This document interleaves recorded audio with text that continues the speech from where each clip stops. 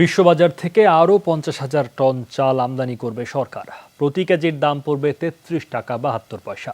বুধবার সরকারি ক্রয় সংক্রান্ত মন্ত্রিসভা কমিটির বৈঠকে এই সংক্রান্ত প্রস্তাব অনুমোদন দেয়া হয়। ভারতের MS এগ্রি লিঙ্ক নামের একটি ঠিকাদারি প্রতিষ্ঠান এই চাল সরবরাহ করবে।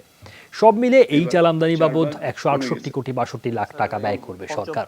এ নিয়ে গেল এক মাসে মোট 1.5 লাখ টন চাল আমদানির উদ্যোগ নিল সরকার। এর বাইরে ক্রয় সংক্রান্ত মন্ত্রিসভা কমিটির বৈঠকে কক্সবাজার বিমানবন্দরের রানওয়ে সম্প্রসারণের জন্য ঠিকাদার নিয়োগের অনুমোদন দেয়া হয়। এই কাজের জন্য সব মিলিয়ে 1,568 কোটি টাকা ব্যয় হবে। বৈঠকে মোট 6টি ক্রয় প্রস্তাবের অনুমোদন দেয়া হয়। চালের ক্রয় মূল্য ছিল 168,62,90,400 টাকা।